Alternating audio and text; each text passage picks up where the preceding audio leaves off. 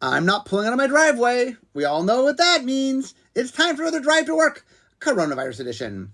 So using my time at home to do interviews.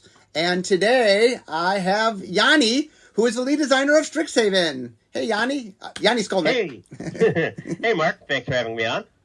Okay, so this is an interesting. I actually had a podcast with Ari Need. We were talking about the vision design of this set. And I had it with Taylor, and we talked about the art design of the set. So you're on to talk about the set design. So the audience, if they really want to get a sense of all the different parts, this one set I've had a lot of different people on. So you can get a lot of facets of what different people are doing. So let's talk a little bit about set design. So I finished this set. I led the vision, and I handed you a file and a document. So pick it up. Let's pick up the story from there. Yeah. So Eric Lauer led the first month of set design as kind of a transition period. Our biggest focus there was looking at what would be the mechanic that added casting more spells to the game. We decided that flashback, which you handed off, didn't make a lot of sense.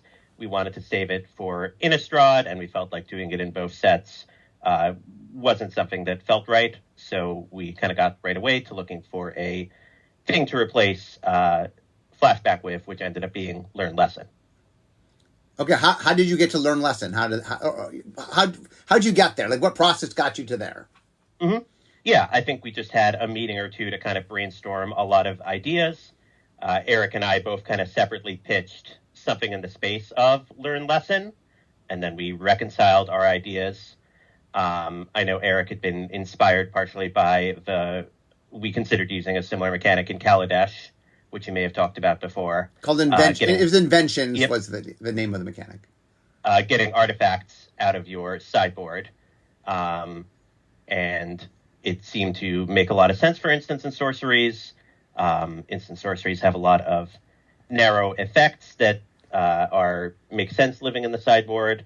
And also it was a good way to justify spells making tokens to have them act as creatures. And so when we got to putting it all together, it just pretty quickly made a lot of sense and felt like something that Eric, after having looked at the artifact version in Kaladesh, felt we could execute on pretty well. So how long do you think it took from removing, taking out flashback to adding in lesson learns? How long did that process take? Probably only a couple weeks. It was basically the first major thing we tried, and after our first playtest, we had enough confidence in it that we decided to plan for it to be the thing. Okay, so it's pretty quick. Mm-hmm. Yeah. Within that 1 month that Eric led the team before handing it off to me to lead. Okay. So the one other thing you added was the idea of the Mystic Archive that was added. When did that happen? That happened later in design. Maybe around the halfway point of set design. We just had some concerns in the company that Strixhaven wasn't really showing people why it was a plane worth caring about. We had this idea that it was the most prestigious school for magic in the universe, in the multiverse, but nothing to really show that as concrete proof to our players. So I think we got to the idea of doing this kind of, bonus sheet, as we kind of call it, of extra cards from another set that was considering doing it, but then ended up thinking it didn't make sense. And once again, similar to how Kaladesh looked at doing Learn Lesson, but with artifacts, their idea for what their kind of mystical archive would be was a lot more problematic because it had a lot of permanence. But then us doing it with instants and sorceries, we kind of immediately realized how to make the gameplay aspect of it work better in draft. Kaladesh did have, I forget what they were called, did have the artifacts from the past, just at a much lower rarity than like a bonus sheet. It was... I was always a big fan of what we did when we called them masterpieces, I believe. Yeah. In Battle for Zendikar and Kaladesh and Amonkhet. I think the biggest issue the audience had with them is they felt just a bit too rare and not something that you were really going to encounter unless you were opening boxes upon boxes. And so with what we did in Strixhaven, we really wanted to make something that showed up every single time.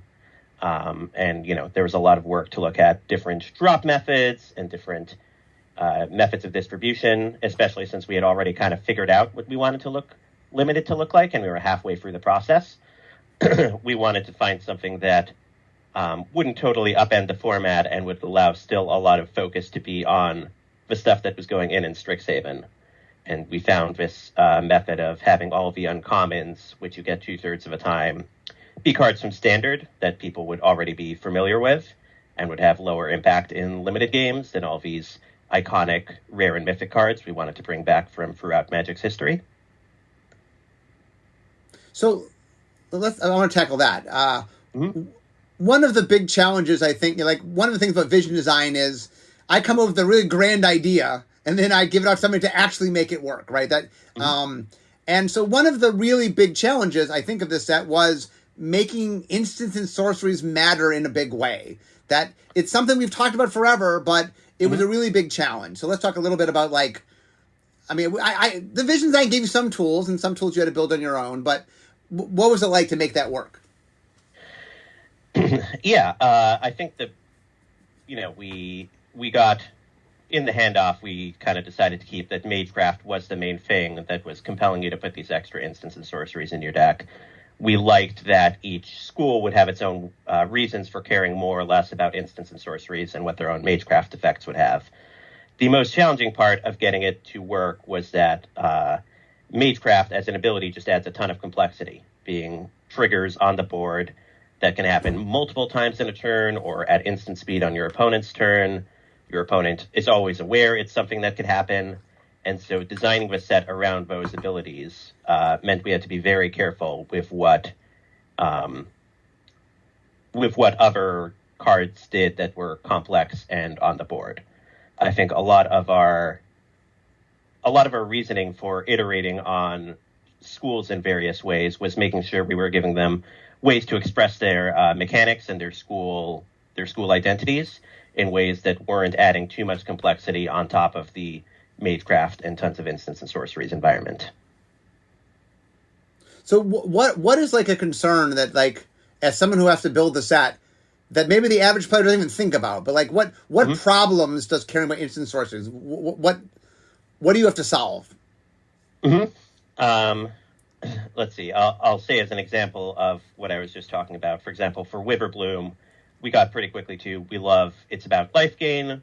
One of our favorite ways to care about life gain is to trigger whenever you gain life, but that had a lot of similarities to Magecraft.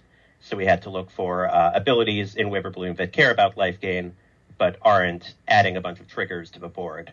We got to cards like Brackish Trudge, which if you gained life that turn, you can return from your artifact, or the Honor Troll, which increases how much life you gain and cares about you having a high life total. Other issues with instants and sorceries. Well, every color just had one or two more instants and sorceries than it normally gets, so there was just a higher quantity of them, and that meant we just had to reach further for more design space that instants and sorceries could use. It did help that we have the learn mechanic, which you can take something that's, a very small effect, add learn to it, like you would add cantrip to something, and now it's a very useful card, like our white card that gives a single +1/+1 counter. Usually that has a very low impact in your deck and isn't, maybe you have one or two slots for a combat trick like that. But making it a learn card means it now kind of counts as a creature, and because you can get the summoning sorceries, and you're able to print a lot more of those niche effects because they have that extra utility. Yeah, it's interesting, as you brought up, the ASFAN. So ASFAN, for those, I use this term all the time, but for those that don't happen to know the term, stands for ASFAN. It talks about what percentage of something when you open up a booster pack, how often does a theme show up. And one of the biggest problems instant sorceries provide you is, the ASFAN's a little low on something that you want to care about. And so part of the challenge is, how do we get more in the set? Part of it is making more instant sorceries. Part of it is recurring them or finding ways to reuse them. One of the reasons that Flashback was something I was interested in is it allowed you for one card to get two spells, And Lesson Learned can do some of that as well. A a lot of times the lesson learned themselves are spells, and then they get you spells, and so lesson learned filled a similar void. Yeah, finding instants and sorceries that could replace effects from traditionally other card type was really important. The biggest example of that is finding reasons for instants and sorceries to make tokens. So the biggest aspect of that was just having every school have their own iconic token, which it made sense for them to make. Part of what we also liked about Quandrix was because the Quandrix fractals being variable is that it helped justify putting those on instants and sorceries a lot. You know, a sorcery that just makes a single token just kind of asks you, why shouldn't this be a creature? So making them lessons that you get from the sideboard help justify that. But also the Quandrix cards, like I was saying, of it counts how many lands you have and then makes a token of that size. Well, you already need to track something unusual with this card, so it's a lot more normal for it to be a token than just a creature. Another example of that is we have a lot more +1/+1 counters, which worked well with us getting to Silver Quill needing to be more about combat. So they get cards that give +1/+1 counters instead of auras or equipment that buff your creatures. And then the way we got to having colorless sorceries, which ended up all being lessons, was actually from asking the question of why, in Ravnica we have signets or lockets that are artifacts that fix your mana. Can we make those sorceries? And that got us to kind of an early version of environmental sciences, which ended up being one of the most important lessons in the format. Okay, so I'm just jumping around here. You can, if you have more to say on any topic, let me know. I'm just jumping around and talking about interesting things. So another challenge for you, this was all on me giving you this one. Originally, fencing was the only fencing was the code name for Strixhaven. Originally, Strixhaven was the only set that was going to have the modal double face cards. And the idea originally was, this is one of the techniques to get spells in your deck, because they could be permanent on one side and a spell on the other. And then we broke them out. We ended up making a year-long thing. We did lands in the first set and the gods in the second set. But you were kind of obligated to do them because we sort of set it up as a year-long thing. So I know there's some challenges to this. I'll talk a little bit about the challenges of MDFCs in your set. Yeah, so the biggest challenge to start was just finding, we wanted a lot of them to be a permanent to front and a sorcery on the back. And for that, it meant that I felt the sorcery needed to have kind of a higher level of complexity and do more to differentiate itself from other mechanics that are a permanent and a spell, like adventure or channel. So we put a lot of time into trying to make sure that these combinations of permanent and spell were unique. And that also kind of carried over to our permanent cards, like Vidin's, where we had to where I felt the pressure to make both sides be kind of unique and deep in their gameplay, and that ended up with a lot of them being quite overly complicated, which is one of the aspects of a set that I think came out the roughest in the end. Another aspect of a challenge is we really wanted to show kind of opposites with the schools, having like a white and a black effect that showed different sides of it. And usually that was fairly straightforward with just, a white effect and a black effect are pretty opposite. And if you put them in any white effect and any black effect that are at all similar, they'll look kind of like opposites. So my favorite of those was always one that was, I believe, handed off from design of a white creature that gives your other creatures indestructible, and a black destroy all your creatures spell that spares one thing, to kind of contrast selflessness and selfishness. But it was pretty challenging to find in many of the designs ways that felt cohesive in the same deck, but played out like opposites. One of those examples that I'll give is one I think you handed over of the blue side's a permanent control magic and the red side is an active treason, a temporary control magic. Well, typically those go in very different decks. Active treason is something you want as a finish the game and end it right there. And control magic is because you're playing for a longer game and you're trying to steal your opponent's resources and kind of beat them on card advantage. So that's a kind of example of something I was looking to avoid, where I wanted to make sure that all those DFCs, both sides felt like opposites, but really made sense in the same deck. So another big challenge of this product was we were trying to sort of revisit a theme we've done, but make it its own.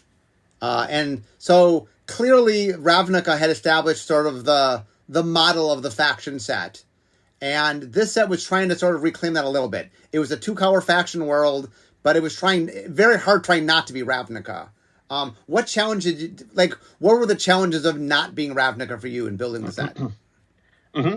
Yeah, so we made the decision, kind of the biggest on its face change was not having one mechanic per faction, and instead having less, spell mechanics be shared across all of them. And so, one of the big challenges there was making the factions feel cohesive and like all their cards went together and gave you a story about what it did and also a strategy about what it did, but not kind of using the same line of text over and over again so much that it felt strange that we weren't keywording it and making it a mechanic. So we ended up with a good deal of lines of text that were repeated kind of 3 or 4 times below that bar for a mechanic to give you a clear strategy in limited and tell you, hey, if you're building a Quandrix deck, there's all these kind of wacky cards that care about numbers, but the thing you maybe see the most often is if you control 8 or more lands, and you can kind of figure out all those 8 or more lands go together to end up with a cohesive deck where the other Quandrix cards also fit in really well, and hopefully it feels like you're counting to 8, and that's something mathy. So Quandrix, by the way, was the school that changed the most from what Vision Design handed over to what ended up in the printed set. I'm curious to talk a little bit about this because this is definitely something you guys had a big impact on. So when we handed over Quandrix, we had modeled it as like a go wide strategy, like a very Selesnyan kind of thing. And fractals in our version, you made a lot of fractals. It was variable how many fractals you made, but they were all 1/1 creatures. They weren't. And so we handed over to you sort of this go wide strategy. That is not what happened. So how did it get to where it ended up? Yeah. So Eric and I talked through it and decided that the first big issue was just that the Quandrix were making 1/1s, and Witherbloom also wanted to make 1/1s, and we wanted the tokens to be a little more different than that. And then we also felt like somewhere in the set there should be a faction that is making huge creatures. Prismari got up to 4/4s, but we felt like having something even bigger was an opportunity that we shouldn't miss. And then a third issue was we wanted another faction to play in the kind of big mana space next to Prismari to go together with them better and to have more cohesion when you're mixing those two themes. And so all that kind of combined for us to decide that it made sense for Quandrix to be the big mana faction with the big creatures. And that brought us to, okay, they've got these variable size creatures and we can make all sorts of different effects that tell you how to make them. Okay, another faction that, I mean, obviously you stuck close to what Vision Design was envisioning, but I know it was a big challenge with Lorehold, the red-white. Mm-hmm. We were trying, like, one of our goals in making these was we were trying to be very not the kind of a low-hanging fruit version that was the Ravnica version. And I think Lorehold is the most divergent from what we traditionally do as red-white. We made the choice not to be an aggro deck, which is what red-white most of the time is. What were the challenges with Lorehold? Yeah, so big challenge was just figuring out what were the ways they would care about the artifact. Red-white has some pretty strict lines in the color pie of how it interacts with the artifact and how it deals with that. The graveyard. And we wanted to... sorry? You said the artifact, but you meant the graveyard. Yes, I meant the graveyard. Yeah. Artifact's a spoiler for something I'll transition into in a moment. For the graveyard.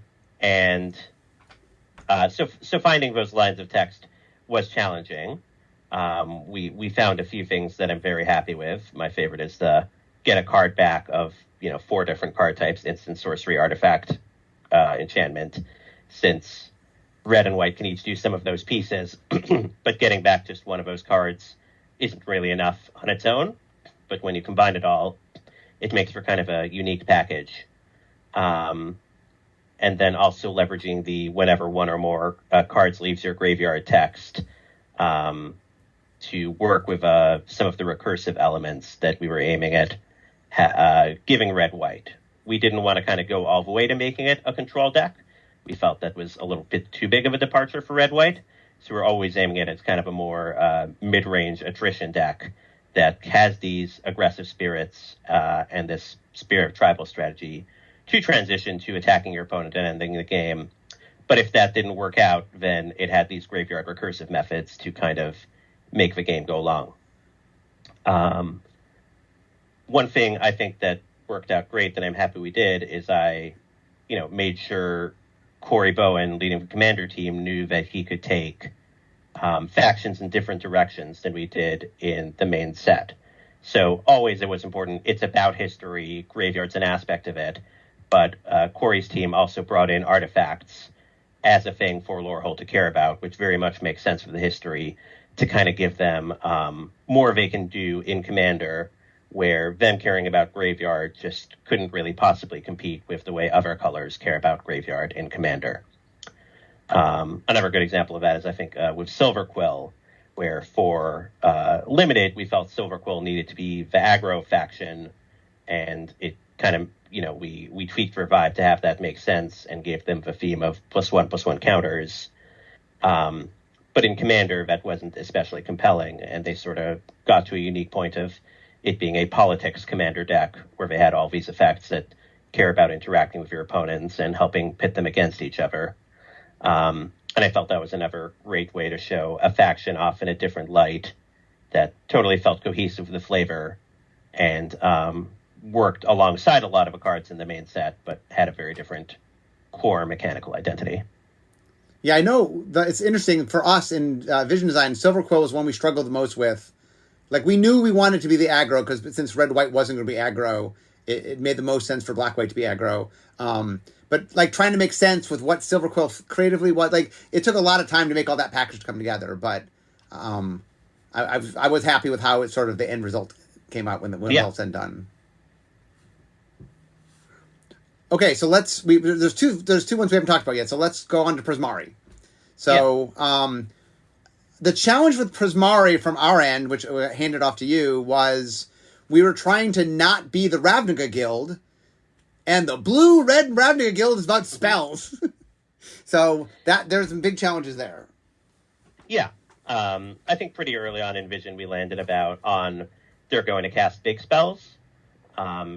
Ravnica had a lot of different spell mechanics, but the way that kind of always played out and constructed was the We Dragonauts deck, the Gutter Snipe deck, where you were rewarded, essentially the Magecraft deck, where you were rewarded for casting spells repeatedly rather than ramping up to big spells. And so Prismari was relatively one of the easier ones to execute on, where we got to, okay, their Magecraft abilities are going to reward you less for repeating them and more for just casting one spell per turn. I think the biggest thing we changed in set design was just adding a little bit of treasure to the equation, which made sense mechanically as a way to ramp into spells and made sense flavorfully as it's the art school. They're making treasures. Several of the cards have, treasure cycling, quote unquote, where you pay 2 mana and you discard the card to make a treasure. That adds a very small amount of power to the card, but it helps a lot to smooth out the draws and make it so you can put a higher amount of these cards in your deck, since if you draw, casting your turn 7 spell on turn 6 is actually a very big difference. We got to that starting with the Bithic Magma Opus, where I just kind of asked my team, okay, I want to have a big flashy spell for them to cast to aim at Constructed, but we also have these ultimatums in Standard. So how are we going to make this a big, expensive spell to cast, but with very different dynamics than the ultimatums? And we got to, A, make it an instant, and B, give it this kind of out clause at a lower mana cost so that you can put more spots in your deck and it has a second usage. So before we get on to Witherbloom, you mentioned something that I just want to reaffirm. You and I know this, but the audience might not. When I talk about the vision design team, Yoni was on the vision design team. He was part of the vision design team. So while we were handing this off to Yoni was there the whole time. So, different set designers work differently. Yanni, Dave liked being on the set design. Eric likes not to be on the set vision design team. So it varies from set designer to set designer. But I thought I liked having you there. I thought it was very helpful. I love being involved in every part of the process. I'm an anxious type, so the way I feel more comfortable in life is just by always checking in and making sure I know what's going on. And so it, felt very good to be there, seeing all the stuff. And then when I was making set changes in set design, I knew exactly why we had put things there in the first place for that reason. And that gave me a lot more confidence that I knew the changes I was making were the correct direction to move in. Okay, so our last school to talk about, or college. We call in division design we called them schools, and we later decided to call them colleges. So I always forget to call them colleges. Okay, so Witherbloom. That's the one that changed the least. I think Witherbloom was the one that we handed over, and you guys did a lot of tweaking, but it didn't fundamentally change. I don't think. Yeah. It was pretty clear that it was about life gain, but it also had a bit of a sacrifice element with these pests as part of it. The main struggle was just finding effects that cared about life gain that we felt wasn't adding an excessive amount of complexity to the board. We love a Johnny's Pridemate, and so we had the common blood researcher doing that, but we didn't want too many things that trigger repeatedly when you're gaining life. And so finding different versions of those was our main focus. Okay, so I can see my desk here. What? I'll briefly circle back around to Quandrix. Oh, sure. I think one of the criticism a lot of people have of the set, which is somewhat valid, is that other than Lorehold set, the factions aren't extremely different than their Ravnica components. They're moderately different to different extents, but we did want to. We wanted to give a different faction, but not necessarily to rewrite the wheel with all 5 color pairs. Felt like that'd be a pretty big challenge. Quandrix ended up skewing a bit closer in appearance to Simic by using the +1/+1 counters, but we felt that their focus was still kind of on ramping, getting to big mana, and just going big in general. So even though they had that aesthetic of +1/+1 counters, we felt it was sufficiently differentiated from Simic, and that it might be upside that, you could play the cards that create a lot of +1/+1 counters, but then it's up to your Simic cards to manipulate or get extra value out of them.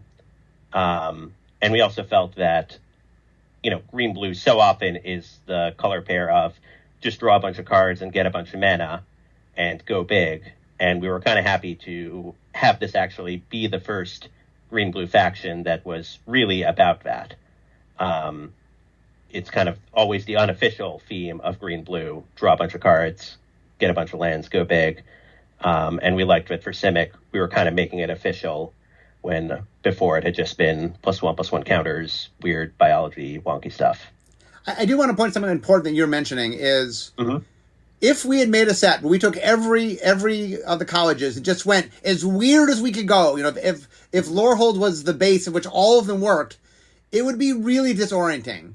What the audience doesn't really or needs to understand, which is Magic wants to always have something be different. We want to change something, but you need a lot of things to be the same. That it's possible for us to make a game of Magic using the rules of Magic that don't remotely feel like a game of Magic. And our goal is not to be as different as we can be. Our goal is to make a compelling game of Magic. And that does require, there's a certain threshold of normalcy that a set needs to have. And while we had fun making Lorehold, and it's cool that we can do stuff like that, it's kind of like having a cake of all icing. Icing is cool to have on a cake, but you need some cake with your icing, and that too much icing really detracts if there's not cake there. And I think that's a lot of what the weird stuff can be. Yeah, that said, I do hope that we will one day go back to Strixhaven and we will be able to get a little bit of extra icing on those other factions. We had a lot of complexity that we were figuring out between just being an instant and sorcery set, being a set like Ravnica but different. So we did need to keep complexity low for a lot of the faction-based, what are they doing, what are they building around. But I do think similar to how, the main set and the commander deck showed different sides and different mechanical interpretations of Silverquill and Lorehold, that a future Strixhaven set could have, Green-Blue will still care about numbers and going big. Quandrix will care about numbers and going big in some way, but they might have some more unique hooks that we can figure out in the future when a lot of the other structure of a set is already established. Yeah, I mean, the schools have such strong identities that what math magic means really we have some flexibility. And I want to stress to the audience, Strixhaven did really, really, really well. Yeah. So the chances of returning one day is very, very high. The set did amazingly well. So any last, I can see my desk here, Yoni, so I'm almost to work. Any final thoughts on Strixhaven? I think I got, on Learn Lesson, a big thing for us to figure out was the out clause or figuring out, how many of each we're going to have. Is it going to be a problem when you get too many learns and not enough lessons, too many lessons and not enough learns? So a big innovation that there was a lot of discussion around was Learn having the option of, if you don't put a card, bring in a card from outside the game, you can discard a card to draw a card. I got a lot of pressure saying, is this a little too finicky? It's, so often going to be stronger to bring in a card from outside the game when that's an option. But that was my big thing that I felt I had to stick to my guns for, that we needed this out clause in case, you drafted too many learn cards and didn't get enough lessons. And then when we got to testing Constructed, we also found it was very important there of sometimes you're just struggling with tempo and you don't have time to cast an extra spell. And what you really need is just more selection in that moment. And so it was very, very gratifying to see at the World Championships that kind of the most exciting moment was when Andre Strosky cast Divide by Zero, needed to cast another spell that turn that cost 1 mana, discarded a card, and drew into his Spikefield Hazard for the big win. So my last thing before we sign off for today, Yoni, so I'm not sure the audience knows this, but this was your first, you had worked on core sets, but this was your first sort of non-core premiere set. And I just want to say, I was super, super happy. This was a set I was very personally attached to. I really felt really strongly about it, and I love how it turned out. So I'm really happy with all the work you and your team did, and Strixhaven's one of the sets I'm proudest of having worked on. So thank you for all your hard work. I'll since you threw me a compliment, I'll throw you one. People know you're a great designer, but the thing that I sometimes manage to forget is how amazing of a world builder you are.